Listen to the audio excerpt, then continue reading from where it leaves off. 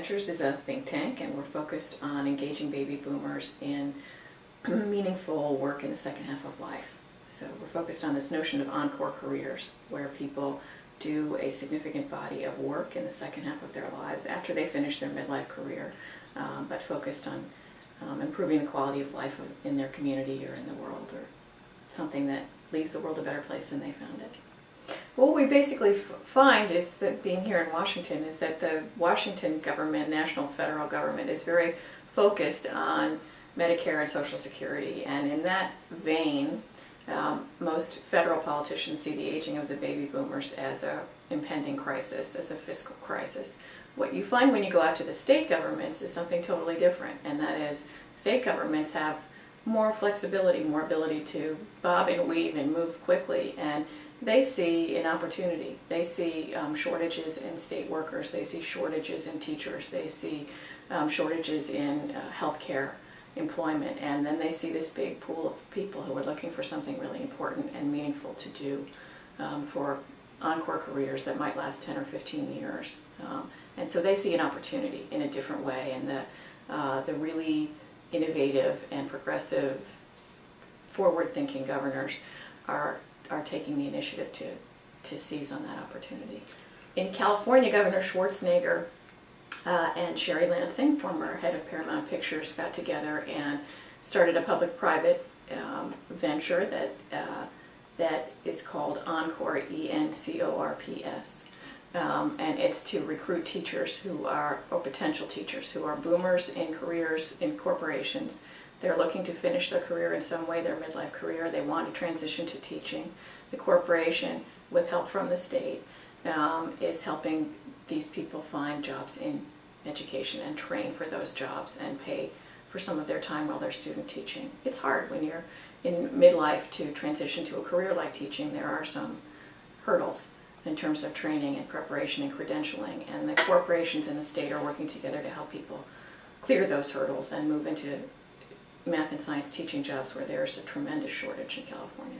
In Arizona, the state is about 10 years ahead of the demographic curve in terms of aging. So in some counties, huge percentages, more than a quarter of the population is already over 60. So they're moving quickly. Jenna Napolitano and her Office on Aging are moving very quickly to try to find ways to keep boomers engaged in civic life and to prepare them for continuing employment post-midlife career. So they have a mature worker task force. They have something called a mature worker connection, which is an organization that is set up to connect people who want jobs with jobs in nonprofits and in government. In Maryland, Governor O'Malley is very focused on expanding Experience Corps. Experience Corps is a tutoring and mentoring program. It has its roots in Baltimore, which is one of the first cities where Experience Corps was launched 10 years ago. Johns Hopkins University has done a huge number of studies on Experience Corps and found a tremendous impact on both the students and the older adults who were providing the tutoring and mentoring.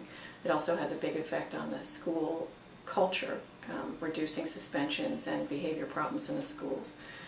So Governor O'Malley is looking to create some public-private partnerships to expand Experience Corps throughout the state. Is there an easy way to find out what states are doing in this way, or to access jobs that states might have some role in creating or facilitating? The answer is no. It's not easy. It's hard. Right now, it's hard for people who are trying to find their encore careers.